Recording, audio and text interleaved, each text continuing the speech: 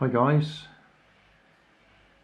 I built this little radio controlled car yesterday. It looks nice, but it's only forwards backwards radio control. So I thought I'd take apart the transmitter and receiver so we can have a look what they've actually got inside, because all it's doing is reversing the battery feed to the motor. There is a bit of background noise today because we're doing the washing. The washing machine's on. Anyway, we'll have a look at the transmitter first, I think. It takes a 9-volt battery.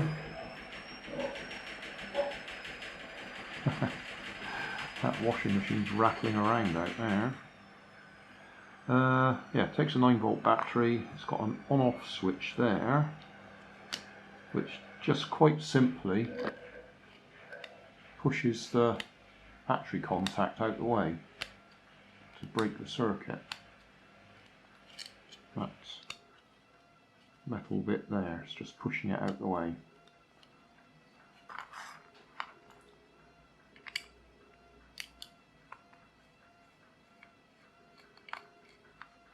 I'm just interested to see what chip they're using. This is quite an old kit, so I'm expecting it just to be the normal RX2 TX2 chip combination. Okay, well, whether it is or it isn't, we're not going to see much there, are we? Have to peel off the 49 so we can see if there's anything written on the chip. Alright, I'll do that carefully. Well, this is the usual case where you can probably read that better than I can at the moment, until I watch the video playback.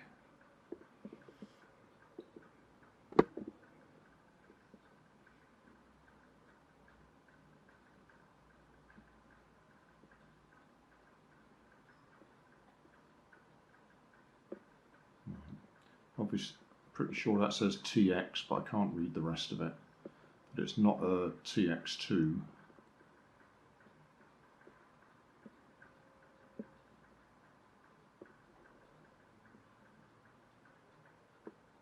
Okay, well, that's all we're going to see there, really.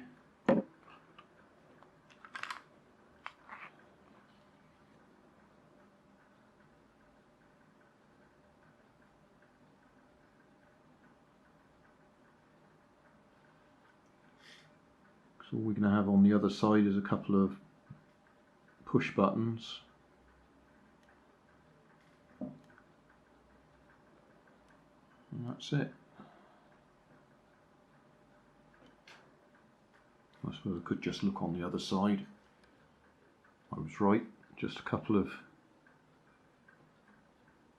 push buttons on the other side, operated by those plastic buttons, and a 49.86 chip. Can you see that?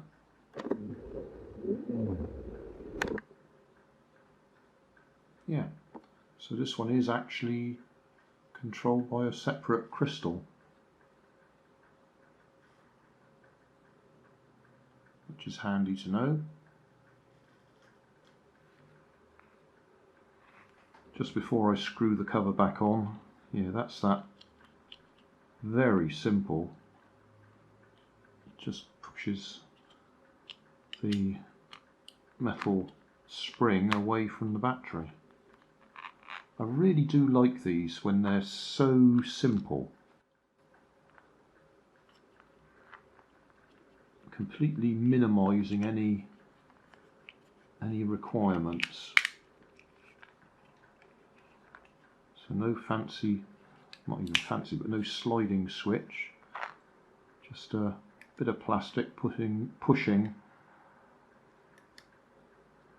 the metal spring away from the battery.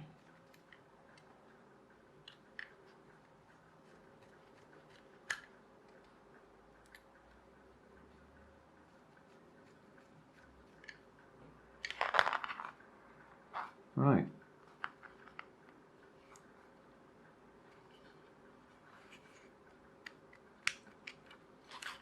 Let's have a look at the car. Or to be more specific, let's have a look at the receiver. Right, let's get this out. To push that one in, I think. Yep.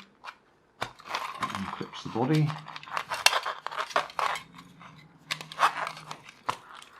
And to remove that, you're supposed to give that a little twist, which releases it so it can tilt back and comes out. So here we are. This is our receiver module. Battery goes in this way through the receiver and out this way, and depending on which way the receiver is switching, it'll either be coming out forwards or backwards, positive negative or negative positive.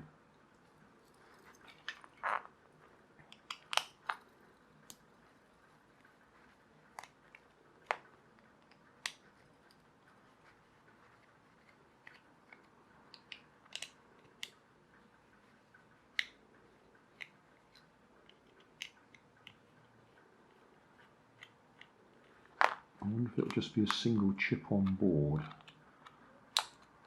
or a little bit more.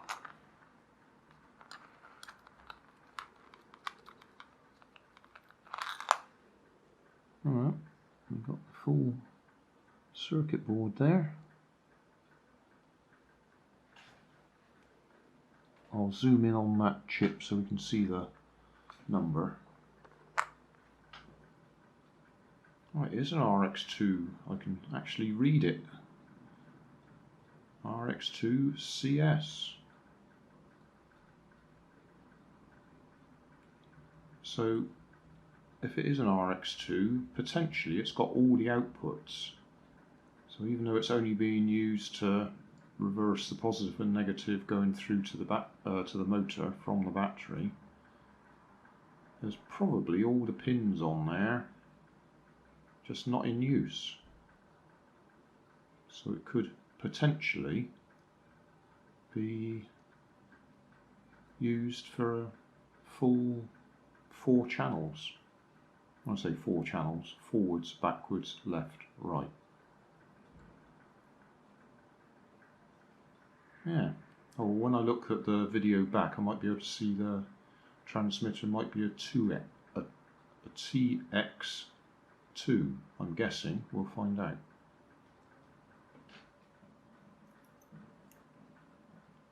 There's a little mark there, a little circle, which indicates that's where pin 1 is. So pin 1, pin 2, I said was ground. Yeah, oh yeah, that does look like the ground. Probably.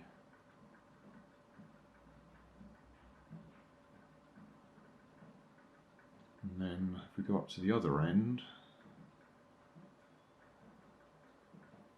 so that should be pin 9. Yeah, 8 pins. Pin 9. So coming back down, pin 10 is usually the back, and pin 11 is usually forwards, because that depends how they've rigged it up at the transmitter end. But if they use that pin there, which has got a track going off it, that could be the one that's going up here and switching the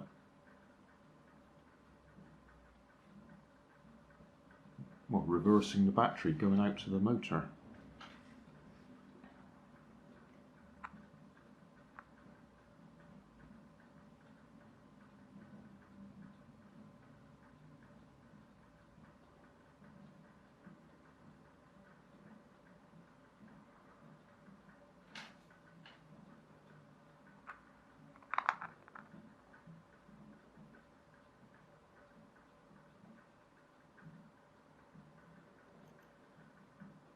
Those through holes there will be the ones that are going through to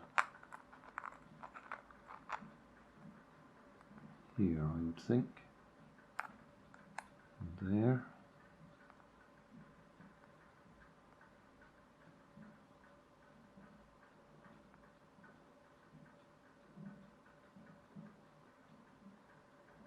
So if we trace that one, probably goes up there and switches that one on. That's probably the one that switches these. Yeah, I'm guessing a bit there because I really can't see clearly enough.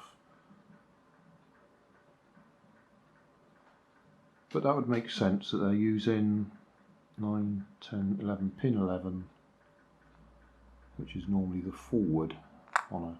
Oh, there we go. Where are we? Come back a bit.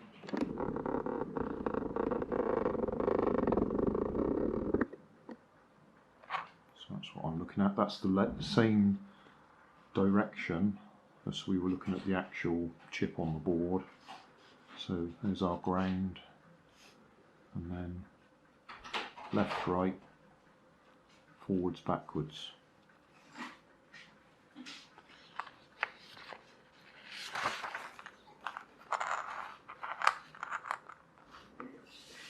And it looks like there's nothing on left and right there. Yeah. So those pins are not in use, left and right. So potentially you could put wires on there and make use of it, all its features. That'll do. Just for reference, this is a 49 megahertz transmitter that I've had for several years. And forwards, backwards. So yes, and nothing on the left and right. So you could potentially modify that receiver so it works all the way, and you could take the circuit board out of there and put it in a controller that's got left and right on it and link up all the buttons, and you could make it a fully functional system. Thanks for watching. You'll find more information down in the video description. You might like to watch that video up there, and you might like to subscribe over there.